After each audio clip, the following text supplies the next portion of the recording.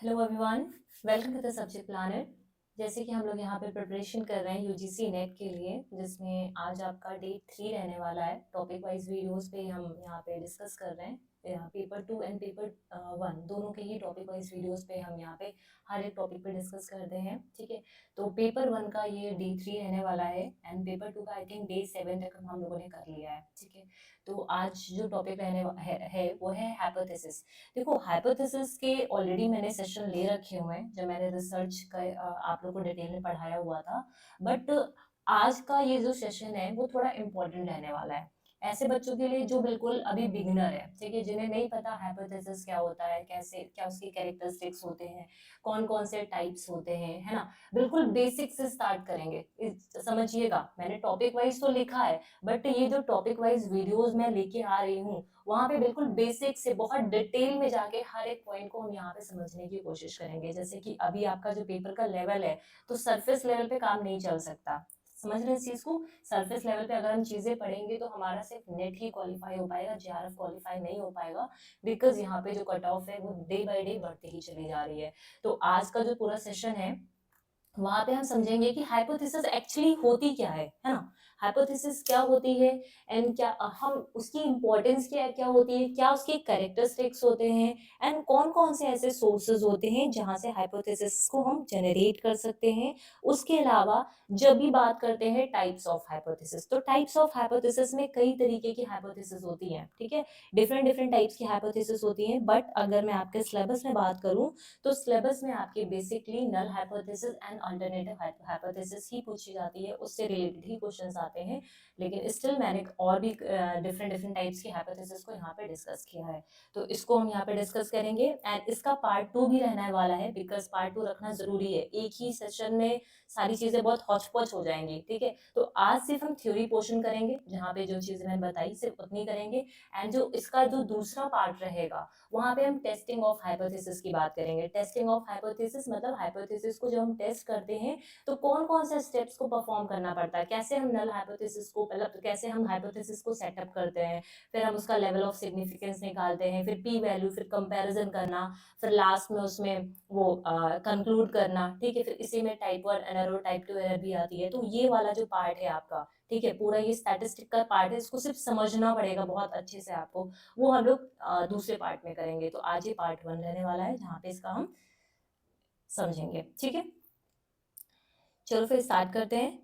सबसे पहले देखो, मैंने यहाँ पे डिटेल में भी डाला हुआ है ना। मैंने दोनों तरीके से चीजें यहाँ पे डाली है, डिटेल में भी है और कीवर्ड में भी है। ठीक है, अगर किसी को डिटेल में नहीं समझ में आता है, थोड़ा सा कीवर्ड समझना चाह रहा है, तो कीवर्ड में भी वो अपनी कॉपी में नोट कर सकता है। ठीक है, तो पहले हम यहाँ पे समझेंगे हाइपोथेसिस को। ठीक है, हाइपोथेसिस क्या होता है। हर एक लाइन अपने आप में बहुत ज्यादा इंपॉर्टेंट है। Statement wise assertion and reason के जो क्वेश्चंस होते हैं, ठीक है, उन सब में बहुत मदद मिलेगी आपको। Hypothesis is a tentative assumption made in order to test its logical और empirical consequences। पहली चीज यहाँ से निकलती है कि hypothesis क्या है, एक तरीके का tentative assumptions है। ठीक है, जिसको हम क्या करते हैं, एक मतलब किसी भी चीज को टेस्ट करने के लिए हम एक टेंटेटिव एजम्पशन होती है। ये जो हाइपोथेसिस होते हैं, इसमें हम लॉजिकल जो इंपीरिकल कॉन्सिक्वेंसेस होते हैं उसको उसके लिए टेंटेटिव एजम्पशन हम यहाँ पे निकालते हैं।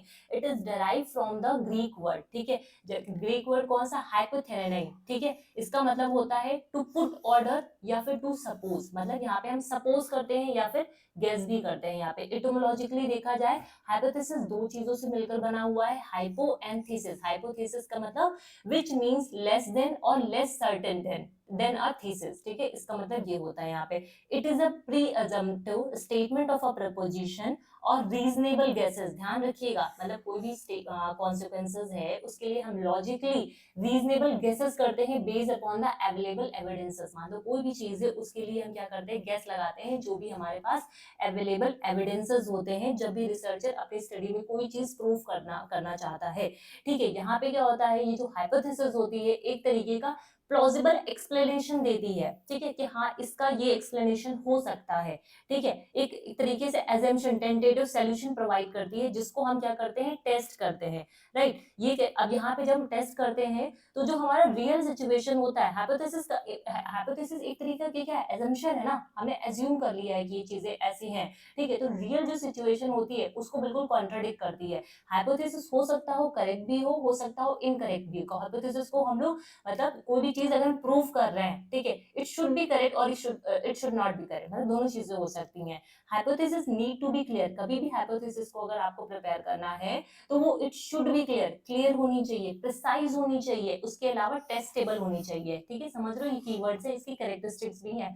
Hypothesis should be clear, precise and testable होनी चाहिए। It is to be limited in a scope and consistent with known established fact and should be amenable to testing within the stipulated time, right? It needs to explain what it, मतलब simple सी चीज ये यहाँ पे बोली जा रही है कि कोई भी हाइपोथेसिस अगर प्रिपेयर कर रहे हो, तो जैसे मान लो कोई भी सिचुएशन आपने ले ली है, वहां पे कोई सोल्यूशन को आपने एज्यूम कर लिया, टेंटेटिव सोल्यूशन को, तो उसको क्या करना है, जो भी स्टैब्लिश फैक्ट है, जो भी एविडेंसेस है, उसके अकॉर्डिंग ही आपको वहां पे चीजों को एज्यूम करना है, और वो टेस्टेबल होनी चाहिए, क्लियर होनी चाहिए, प्रिसाइज होनी चाहिए, एंड जो चीज आप उस पर प्रूफ करना चाह रहे हो, जिस चीज के लिए आपने इस हाइपोथेसिस को फॉर्म किया है, वो उस चीज को एक्सप्लेन करे, ठीक है, वो क्लेम करे उस चीज को एक्सप्लेन करने के लिए, और उसके एम्पिरिकल रेफरेंसेस भी यहाँ पे होना चाहिए, ठीक है। तो हाइपोथेसिस क्या है आपका, यहाँ पे रिवाइज भी कर लो एक बार। हाइपोथेसिस दो शब्दों से मिलकर बना हुआ है, हाइपो प्लस थीसिस, ठीक है। हाइपो का मतलब होता है टेंटेटिव एंड और subjected to the verification, thesis का मतलब होता है solution of the problem. Hypothesis is ये आप याद रखिएगा, hypothesis is a tentative statement about the solution of the problem, solution of the problem, या फिर कोई भी कॉन्सिक्वेंसेस है, या फिर कोई भी चीज है जो आपको यहाँ पे प्रूव करनी है एक रिसर्चर को, उसका एक टेंटेटिव स्टेटमेंट, मतलब ये एक तरीके का टेंटेटिव स्टेटमेंट होता है about the solution of the problem. ये एक तरीके का सॉल्यूशन ऑफर करता है जिसको हम लोग वेरीफाई कर सकते हैं एम्पिरिकली, ठीक है, और बेस्ड होता है on the some rationale. Ordinarily, hypothesis is a plausible statement, ठीक है, or generalization that is susceptible to empirical testing in scientific manner. It is a mere assumption, some supposition and predictive provisional statement है that is capable of being objectively verified and empirically tested होता है ये, ठीक है।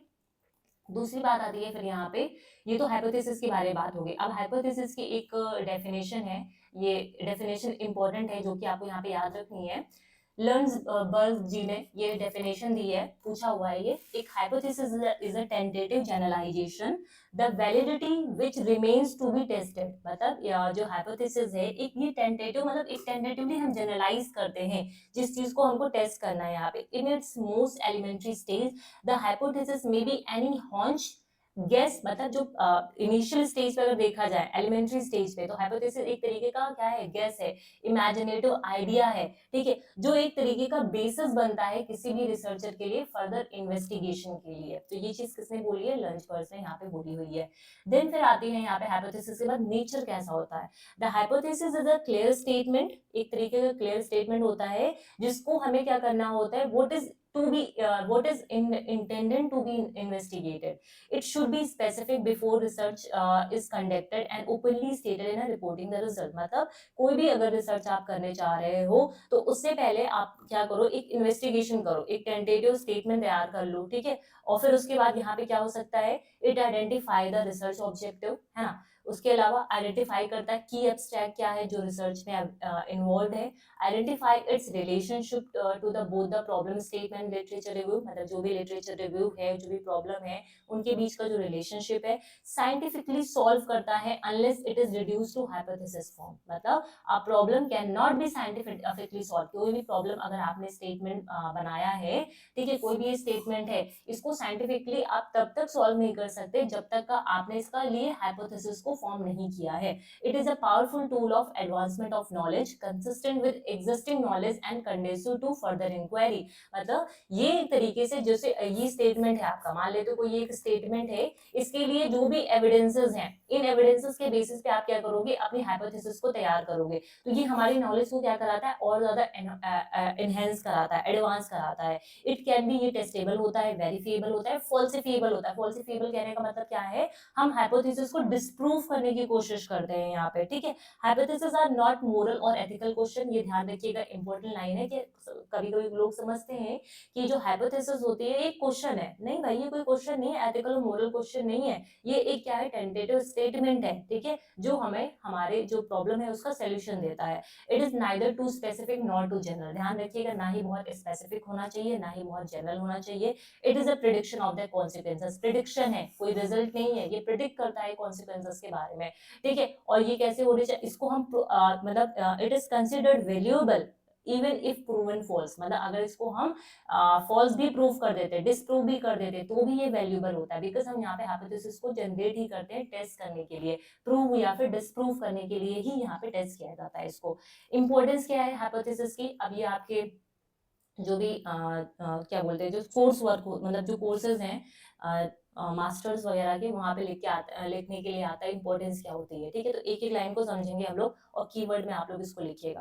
पहली चीज है, hypothesis facilitate करता है extension of knowledge in an area, मतलब जिस एरिया में आप अगर काम कर रहे हो वहाँ पे वो नॉलेज को क्या करता है, एक्सटेंड कराता है, मतलब नॉलेज को इनहेंस कराता है आपका रिगार्डिंग जो भी आपका स्टेटमेंट है। They provide a tentative explanation of the fact, ध्यान रखिएगा, बार बार लिख के आ रहा है, टेंटेटिव एक्सप्लेनेशन देता है, ठीक है, and phenomena and can be tested and validated, इसको टेस्ट किया जा सकता है और वैलिडेट भी कर सकते हैं। It sensitize it the investigator to certain aspect of the situation which are relevant from the stand point of the problem in hand, मतलब जब एक आप हाइपोथेसिस को तैयार कर लेते हो, ठीक है, वहां से आपको एक जो भी आपका रिसर्चर है उसको पता चल, मतलब उसको एक समझ में आ जाता है पूरा प्रोसीजर के, अब इसमें ये जो स्टडी है इसमें मुझे ये काम करना है, इसलिए एक स्टेप एक सिस्टमैटिक मैनर में आप वहां पे चीजों को कर पाते हो।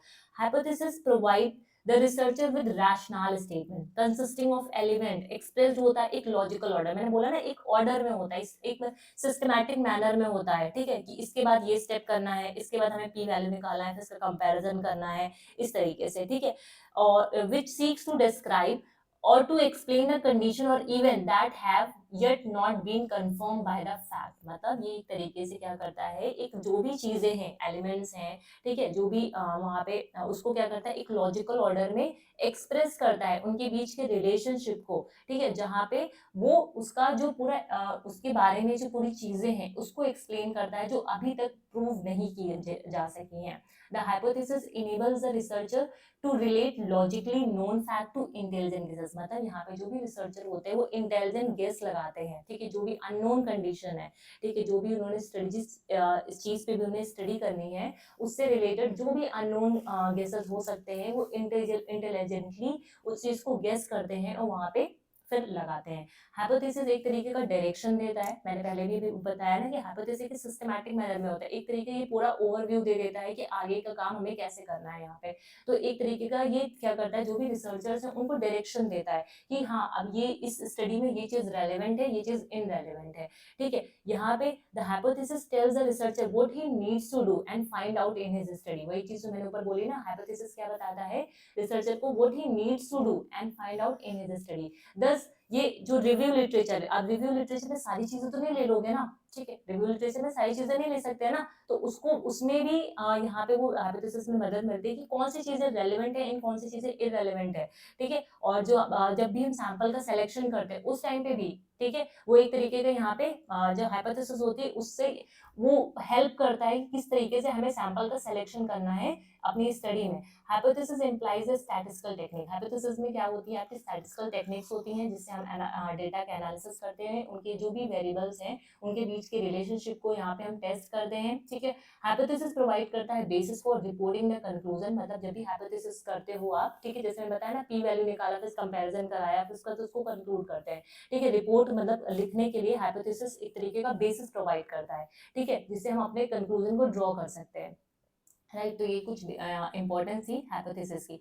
सोर्सेज क्या क्या हैं, अगर हम सोर्सेज की बात करते हैं, सबसे पहली चीज तो यही होती है रिसर्चर का जो एक्सपीरियंस है, ठीक है, उसको चीजों को उसकी कोई भी चीज जो भी मतलब जब भी स्टेटमेंट को फॉर्म करे, ठीक है, तो वो जो नॉवेलिटी है, उसके जो थॉट्स हैं रिसर्चर के, वो बहुत ज्यादा इंपॉर्टेंट हो जाते हैं यहाँ पे, ठीक है। तो एक्सपीरियंस क्या है रिसर्चर के, दो hypothesis should precede the collection of data but some degree of data collection literature review और pilot study will help in the development and gradual refinement of the hypothesis. मतलब जब भी हम कोई भी रिसर्च करने जाते हैं, कोई भी स्टडी आप करने के लिए जाओगे, तो सबसे पहले आपको पायलट स्टडी की जाती है, जिससे एक हमें मतलब एक हमें प्रिसाइज चीज समझ में आ जाती है कि एक रिफाइंड डेटा मिल जाता है कि हमें अब इस तरीके से यहाँ पे काम करना है, मतलब आगे की स्टडी ऐसे करनी है। A researcher should have a quality of an alert mind, है ना, quality of an alert mind to derive a hypothesis.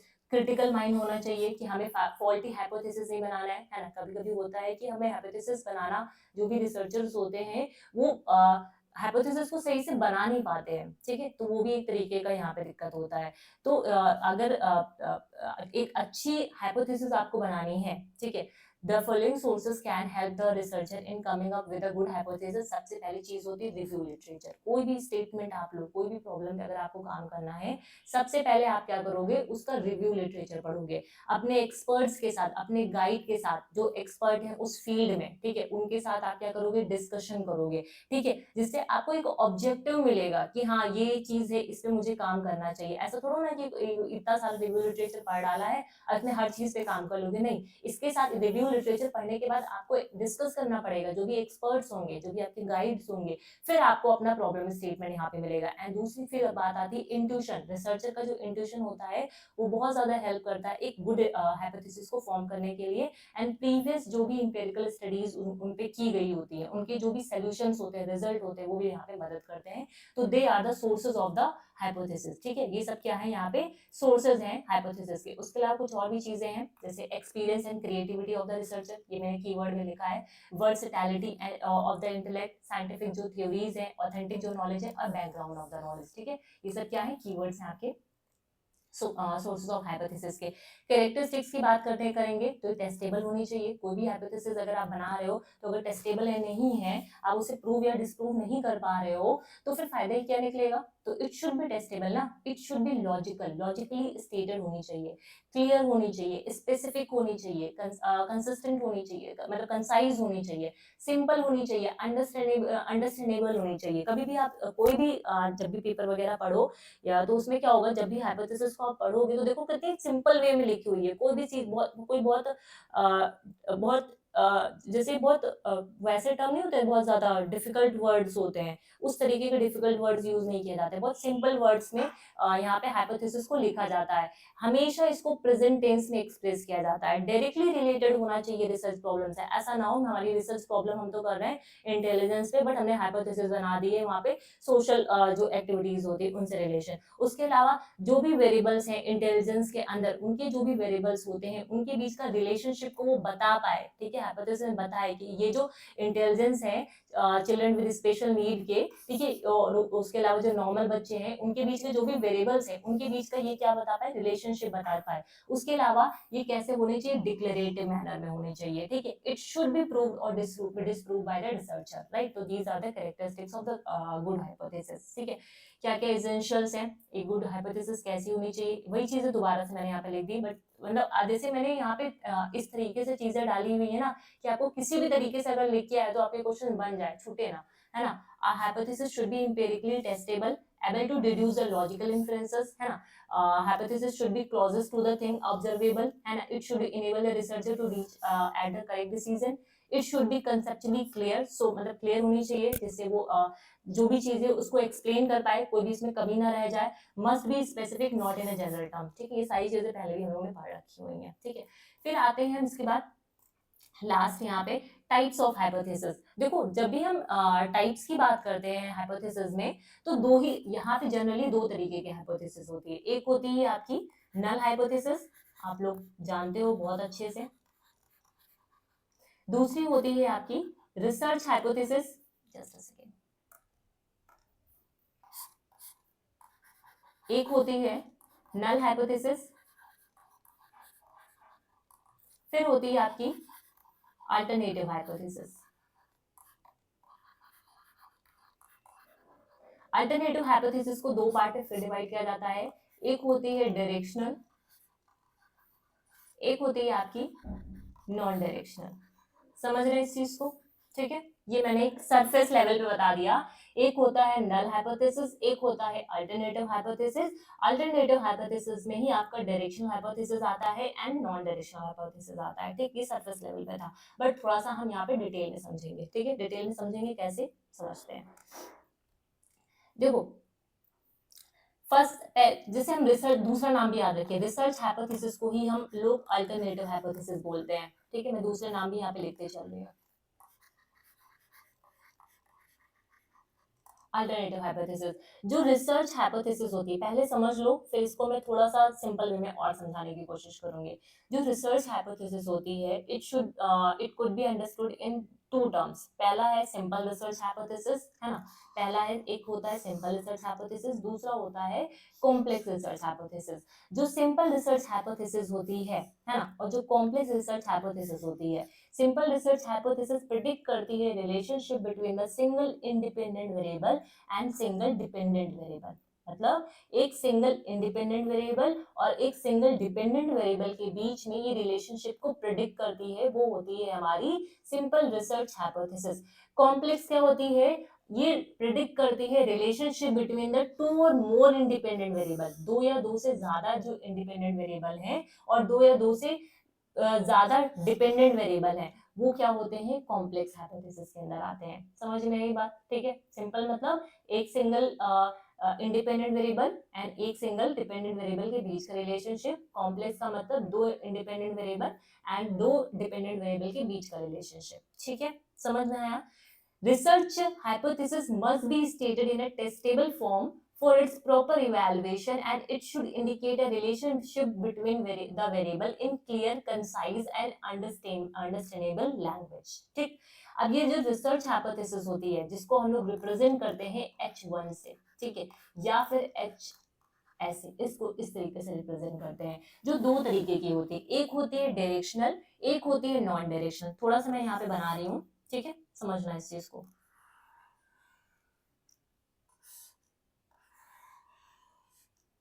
अब यहाँ पे ये तो आपका मिड पॉइंट होता है, मीन मीडियन मोड यहाँ पे इक्वल होते हैं।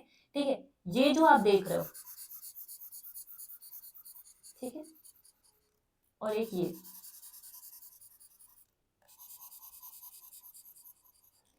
डायरेक्शनल हाइपोथेसिस एक ऐसी हाइपोथेसिस होता है जो एक डायरेक्शन देती है। मतलब यहाँ पे हम जो भी रिलेशनशिप निकालते हैं वेरिएबल्स के बीच में, जो भी वेरिएबल्स के बीच में हम रिलेशनशिप फाइंड आउट करते हैं, वो एक डायरेक्शन में फाइंड आउट करते हैं, या तो पॉजिटिव डायरेक्शन में या तो हम नेगेटिव डायरेक्शन में। These are the usually derive from the theory. They may imply that the researcher is intellectually committed to a particular outcome. They specify the expected direction of the relationship between the variable. That is, the researcher predict not only the existence of a variable but also its nature. मतलब इसमें ऐसा है कि इस case में क्या होता है, एक रिसर्चर क्या करता है, बताता है इस चीज को कि ये जो आप दो वेरिएबल्स हैं आपके, ठीक है, ये दोनों वेरिएबल का नेचर कैसा है, ठीक है, पॉजिटिव नेचर है या फिर नेगेटिव नेचर है। एक तरीके का आपको ये डायरेक्शन प्रोवाइड करता है, डायरेक्शनल हाइपोथेसिस। समझ रहे हो इस चीज को, क्या प्रोवाइड करता है यहाँ पे, डायरेक्शनल प्रोवाइड करता है।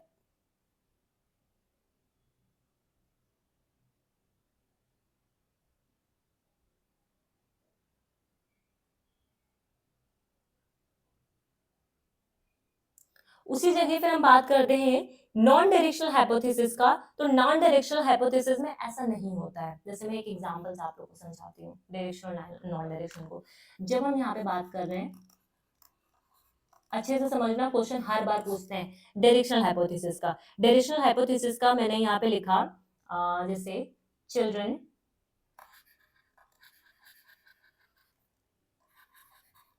who eat proper food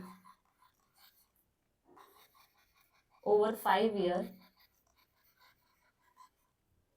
will have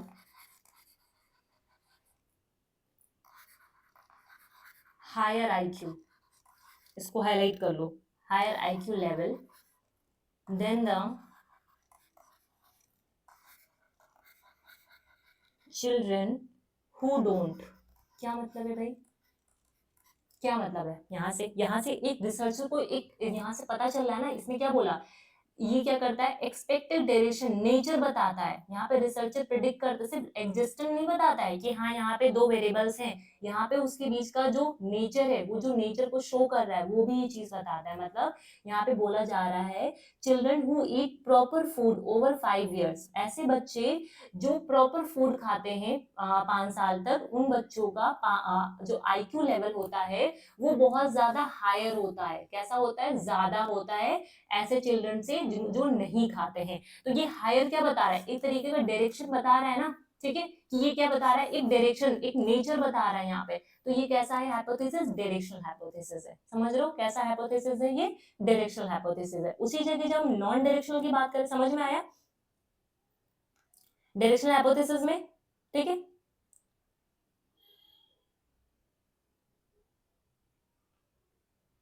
तो ये है आपका डायरेक्शनल हाइपोथेसिस का। फिर हम जैसे हमने यहाँ पे क्या बताया कि एक डायरेक्शन बता रहा है, लेकिन जब हम नॉन डायरेक्शनल बात करते हैं, है ना, जब हम नॉन डायरेक्शनल बात करते हैं तो वहां पे ऐसा नहीं होता है। वहां पे सिर्फ वो क्या बताता है, एग्जिस्टेंस को बताता है, जो उसकी एग्जिस्टेंस है, जो वेरिएबल्स हैं उनकी जो एग्जिस्टेंस होती है सिर्फ उसको यहाँ पे वो बताता है नॉन डायरेक्शनल में। जैसे इसका नॉन डायरेक्शनल का एग्जाम्पल लो,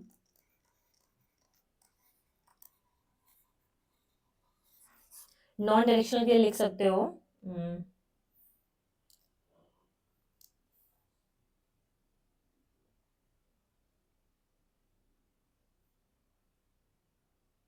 जैसे यहाँ पे लिख दे कैफीन, है ना, ये जो कैफीन होती है, ठीक है,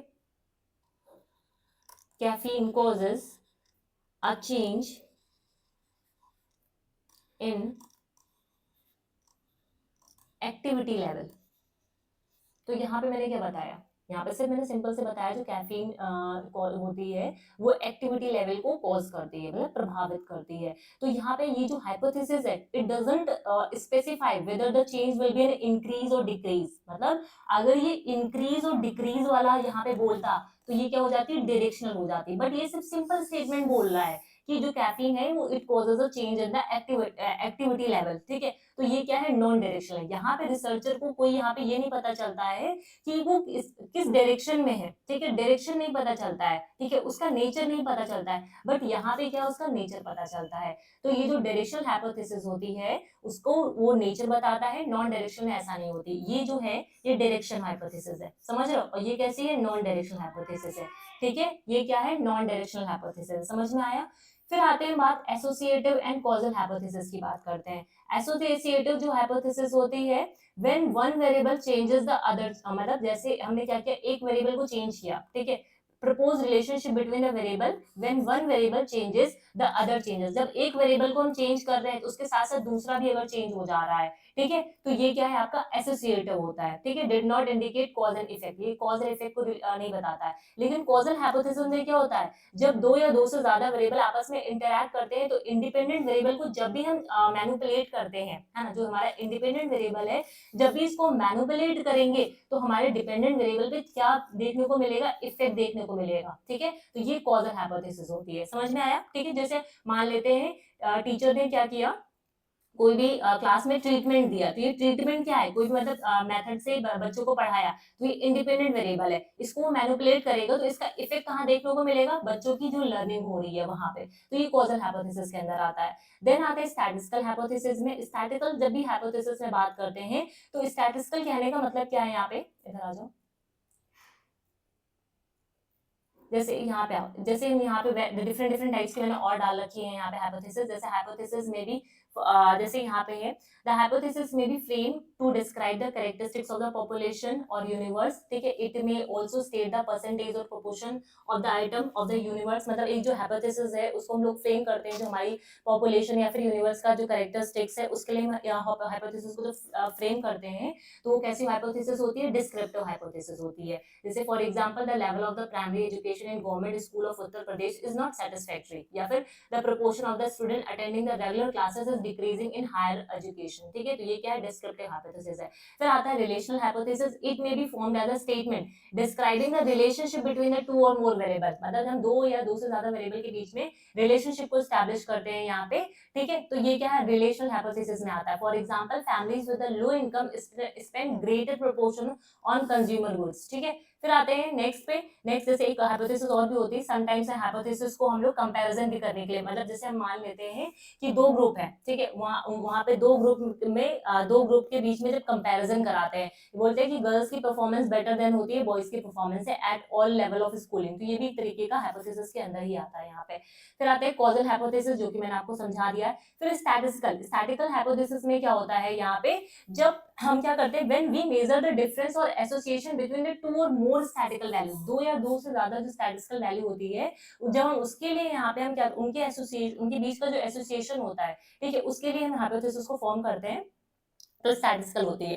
ठीक है, जैसे there is a no association between literacy and criminality, ये पूछा हुआ है आपसे ये वाला।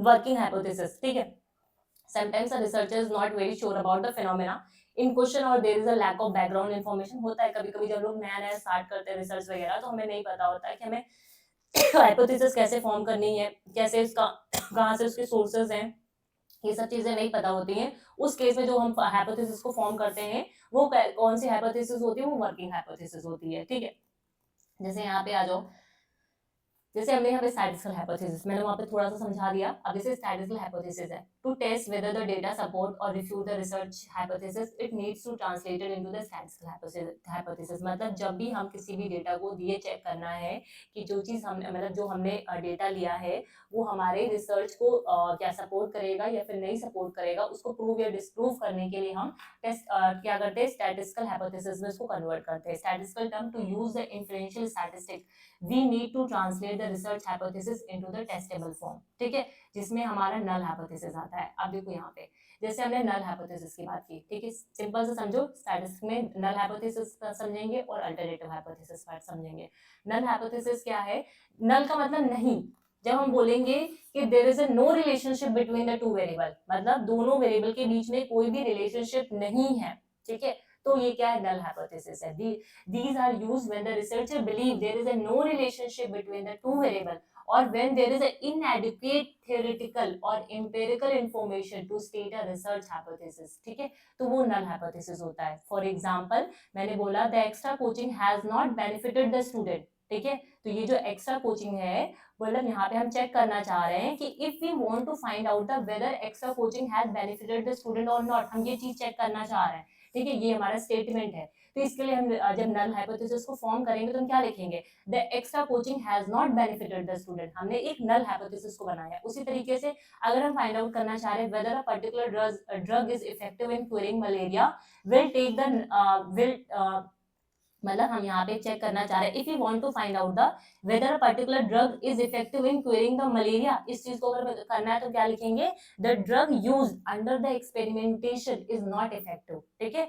इसी तरीके से फिर आता है यहाँ पे, अगर हमको टेस्ट करना है significance of difference between the to sample, मतलब दो सैंपल के बीच में सिग्निफिकेंस डिफरेंस को हम अगर देखना है तो हम बोलेंगे there is a no significance difference between the variation of the data या फिर टू सैंपल्स, ठीक है, मतलब there is a no difference ऐसे करके लिखते हैं, मतलब हम यहाँ पे क्या कर देते हैं, नल, मतलब हम क्या यहाँ पे रिलेशनशिप, जो दो वेरिएबल के बीच का रिलेशनशिप है, ठीक है, उसको हम यहाँ पे हटा देते हैं, ठीक है, उसको हम बोलते हैं there is a no relationship between the two variable.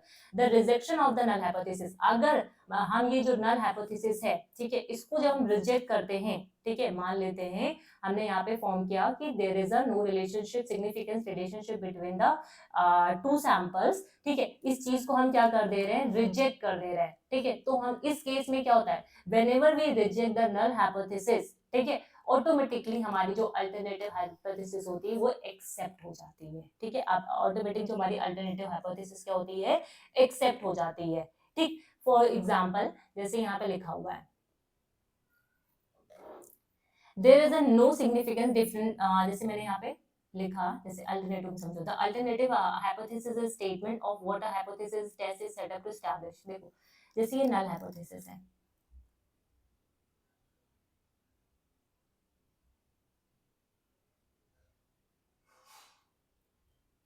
ठीक है, हमने कोई भी नल हाइपोथेसिस से स्टेटमेंट लिखा, ठीक है, there is a significance difference between the group, ठीक है, ये क्या है, नल हाइपोथेसिस है, ठीक है। There is a no significant relationship between the group, ठीक है। अल्टरनेटिव हाइपोथेसिस को अगर मैं लिखना है तो क्या लिखेंगे, there is a significance relationship between the group, ठीक है। तो यहाँ पे क्या होता है, जब भी हम नल हाइपोथेसिस को रिजेक्ट करते हैं, ठीक है, अगर जब भी हम नल हाइपोथेसिस को, अल्टरनेटिव हाइपोथेसिस आपको तभी मिलेगी जब आप नल हाइपोथेसिस को रिजेक्ट करोगे। Whenever we rejected the null hypothesis, automatically alternative hypothesis को एक्सेप्ट हो जाता है, ठीक है। अल्टरनेटिव हाइपोथेसिस यहाँ पे क्या हो जाता है, एक्सेप्ट हो जाता है। अब ये जो पॉइंट 2 लिखे थोड़ा सा सही से समझिएगा। We give special consideration to the null hypothesis. जब भी हम कोई रिसर्च पे काम करते हैं तो सबसे पहले हम नल हाइपोथेसिस को फॉर्म करते हैं यहाँ पे। This is due to the fact that the कभी भी स्टैटिस्टिकल कोई भी आप यहाँ पे काम करोगे, ठीक है, जो स्टैटिस्टिकल पोर्शन होता है वहां पे सबसे पहले आप क्या करते हो, नल हाइपोथेसिस को फ्रेम करते हो। ऐसा क्यों, बिकॉज कोई भी चीज अगर मैंने बोली there is a no relationship, अगर कोई चीज नहीं है उस चीज को प्रूव या फिर डिस्प्रूव करना आसान हो जाता है। समझ रहे हो इस चीज को, अगर कोई चीज नहीं है तो उस चीज को प्रूव या फिर डिस्प्रूव करना आसान हो जाता है, रदर देन कोई चीज है। अगर कोई चीज है तो उसके लिए हमें क्या करना पड़ेगा, एविडेंसेस देने पड़ेंगे कि हाँ ये ऐसे हैं, हम उसके लिए पॉजिटिव बातें ही बोलेंगे, ठीक है। लेकिन कोई चीज नहीं है ना तो उसके लिए पॉजिटिव और नेगेटिव दोनों ही चीजें कर सकते हैं यहाँ पे। This is due to the fact that the null hypothesis relates to the statement being tested.